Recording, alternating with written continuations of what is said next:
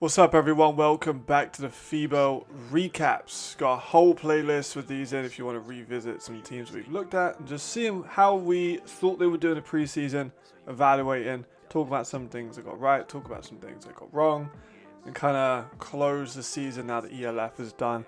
Members get this a day early. If you want to be a member, go check that out on the channel page. That being said, the Rhein Fire were an interesting one this year. Let's talk about them right away. The Rhein Fire look a little bit different this year. They had some key departures. Now we're going to get into this season a little bit with some of those departures, some of the players that they were able to extend and keep on their roster, and then some new acquisitions that they've got. Talk to me about their roster and how different it is this year. We'll start with the departures. The two big ones. You've lost two MVPs. How do you really come back from that, right? That has to be a big one. Glenn Tonga, probably the most physical runner in the league. He has a deep bag of tricks. And then you have Jadrian Clark, the poise, the captain, El Capitan. He is the guy in the middle. He's super experienced in the European American football. He's been here for years.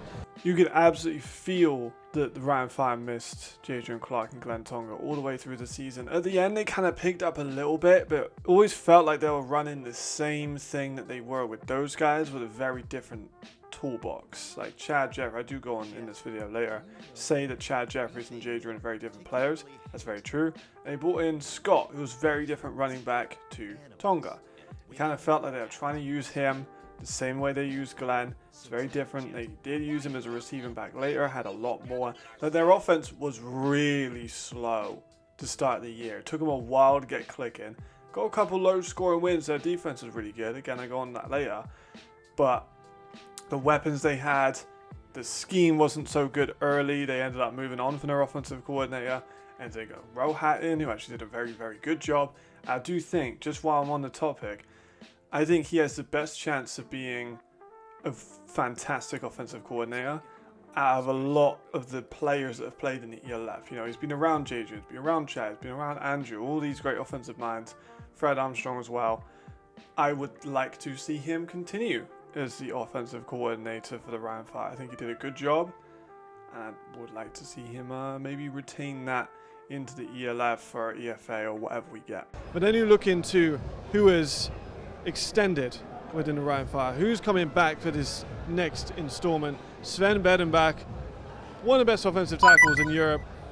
Probably the most intimidating people in Europe too. Like, he's massive. You stand up next to him, it is intimidating. He's a big dude. Sweetheart though. Yeah. Sweetheart of a guy. He's the ice cream truck. That's what they call him.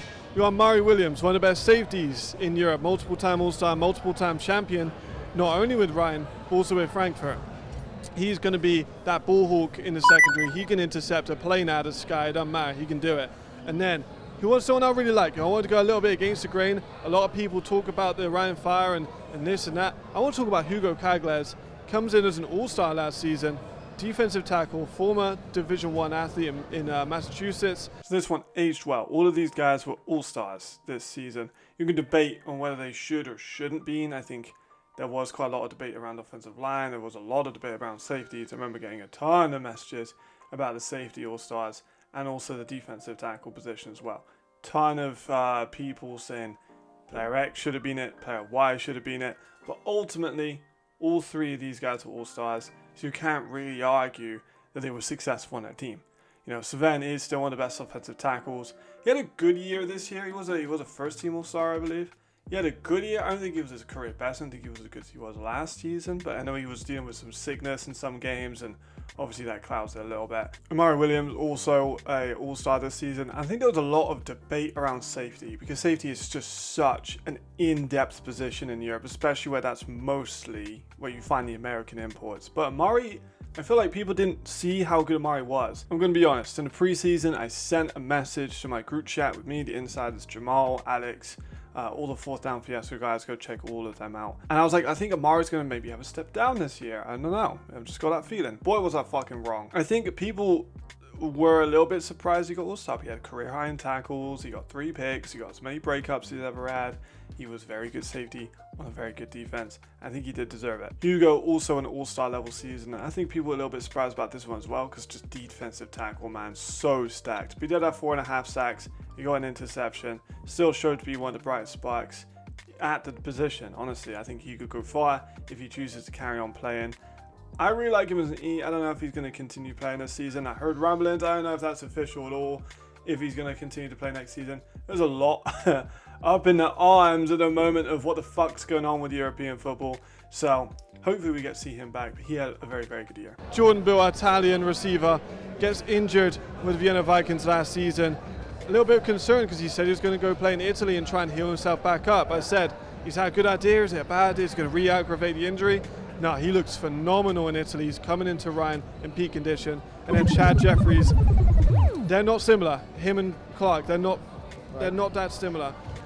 Chad is a lot more safer, a lot more intermediate, short passes. He's an accurate guy. Yeah, Buell wasn't active at all for the Rhein Fire. He had a few moments here and there, but 100 yards in the season and actually didn't end up with the Rhein Fire. At the end of the year, he ended up with the Stuttgart Surge and got himself a ring. So congratulations to him. He got his second championship ring. But ultimately, it wasn't a very statistically impressive performance by him. He was struggling with injuries all the way through the year. I don't know if it was the same injuries he was struggling with before. I think some people I talked to pointed towards the season in Italy and maybe he wasn't fully in conditioning. I think it was a good move to go to Italy just to get himself sharp.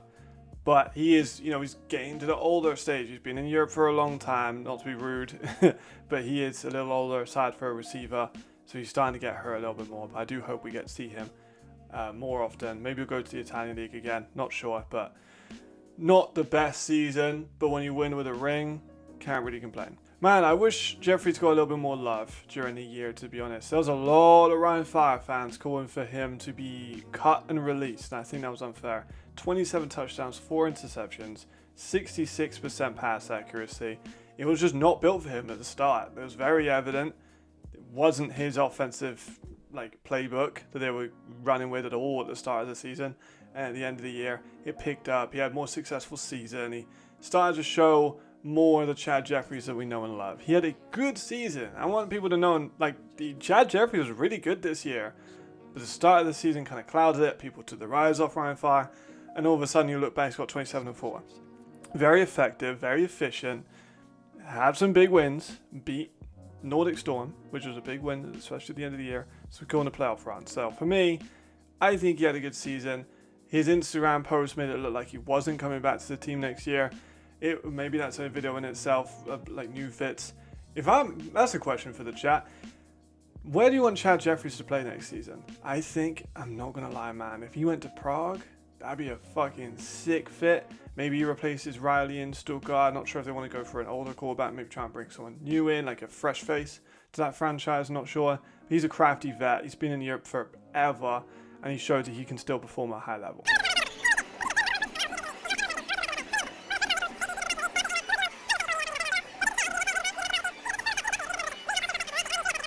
The Rhein Fire had a good defense. I had to cut it, maybe speed it up a little bit because cars started going on and on and on about different player names. Tony Anderson played well, mentioned him a lot. Jason Zuccari got All-Star. They had a top 5 to 3 on pretty much most statistics, especially for their passing defense. Their run defense, it was a bit overrated. I'm going to be honest. They had some moments where they were getting gashed, especially against the Raiders in Innsbruck. That was a bad performance by the Rhein Fire. They had a lot of stuff going on, for the whole year, head coaching changes and stuff like that, offensive coordinator changes. Their defense was fine. It was upper level, but it wasn't record-breaking. It wasn't as good as the other ones they've had before. There are a lot of all-stars, which, I don't know, maybe it's fan voting. Rhein Fire, Vienna, they're always going to do really, really well on fan-voted all-stars. That's why I think we should have an all-pro. Maybe I'm still working on that. We'll find out. But yeah, they had a solid, good, high-level defense, but it wasn't like a championship winner. All right, with that all being said, let's take a look at their 2025 schedule here. And we've got our nice graphic. Let's throw it up. Let's see. We're going to make our predictions on how the Rhein Fire are going to shape up. I'll start us off here, and I'm going to go a little bit controversial because I've got this new era of Rhein Fire losing their opening game to the Paris Musketeers. Jack Del Rio comes in with an ELF debut, starting 0-1. Then they've got a bye, and then guess what? They're going to drop to the Vienna Vikings. Rhein Fire going 0-2 at the start of the season. Okay, this is a different Rhein Fire offense than we saw in the championship game, who decimated them, Vienna Vikings.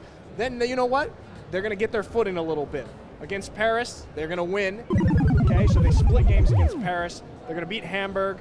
They're going to split against Vienna as well. So 2 more wins right here. Okay, and then they'll also beat Berlin. That's what I've got, Matt. Take us on the back half of their schedule. Okay, just continuing where you left off. The Raiders Tyrrell, good team. They've struggled to beat the big boys, and Rhein Fire is a big boy, so they're going to get a W there. Nordic Storm, they're going to take the L. And it's a big one. We've got Jadrian, you got Glenn coming back. They're going to take the L on this one now, sadly. And then Hamburg, they're going to get a W there. Berlin, they're going to get a W there. They're going to do the double over the Raiders. I just don't think they've got enough. And then they seek revenge, and they get it against the Nordic Storm to finish off the season. This is interesting because we did this schedule together here, and we had them splitting against these opponents. Like, they never got swept by an opponent in our theoretical schedule outlook here, but they split. And I do think that's possibly realistic for a team that really has a new look on offense with a new quarterback and a loss on it, so they're key identity pieces of the past. So that's what we've got. We've got them at 9-3 in the regular season, puts them very likely in that playoff conversation, but getting out of that division is going to be tough. That's a tough division, bro. That was a good pickup by Nick, saying that they never get swept by an opponent, which they didn't. They beat Vienna, they split with them, they beat the Raiders, they ended up splitting with them, and they also split with Nordic too. So they had a good season. We had them going 9-3, and they went 8-4. They made the playoffs, obviously battled out in the first round to Nordic in the trilogy. A good season, kind of where we expected them to be from being Nick's perspective. I know a lot of people were talking about three-peat. We at FIBA were talking about it, we're like, I don't know if they got a three-peat season in them, but ultimately they didn't, and they went out in the first round. But I think we needed that, to be honest. I don't think anyone wanted a league where Rhein Fire were winning every single year. I think it's good that we had a new champion, especially with the storyline going over the Stuttgart Surge this year. I'm happy with it. I'm happy that I got the Nordic Storm 1-1 too. I'm very pleased with that one. It was a close game ultimately as well. So, good season, playoff season, but not a championship three-peat. It was not a failure. Like Giannis Antetokounmpo says, if you play every season, you're not going to win a championship. Does that mean the season's still a failure? No. And I think this one is a great example of that. I do not think it is three-peat season, Nick. I think they dropped the ring. I think the championship is heading elsewhere in the ELF. There we go. You heard it here first on Franchise Check. Coming out of the FIBO in Cologne, Matt Bressington says, the Rhein Fire will not three-peat. His words, not mine. I might agree. I won't tell you. There we have it. That's a Franchise Check. And of course, ultimately, it was not the repeat season. Let me know what you think about the Rhein Fire. Let me know what you think about their next steps too. That's going to be fascinating. What are they going to do with certain coaching roles? Who are they going to keep? Are they going to get a different quarterback? Are they going to keep some of these imports? How are the Rhein Fire going to try and build up? Do you think they need to blow it up? There's so much going in with the Rhein Fire that's interesting for the 2026 season, wherever it ends up being played. Thank you guys for watching. Go and watch the playlist. Go and be a member. Thank you to all the members that make this possible. My Instagram's been a little bit inactive. I got to get back to writing some more posts, and I think that schematical fit of Chad Jeffries, I cut and I was like, damn, Chad Jeffries and Willie P. Can you imagine Chad Jeffries and Willie P? That'd be such a fun combination. So let me know who you think should be at different places. That'll be a good post. If you comment one down below that's really good, you'll make it onto a post and I'll give you credit on it. Thank you very much. See you next time. Thank you again. Goodbye.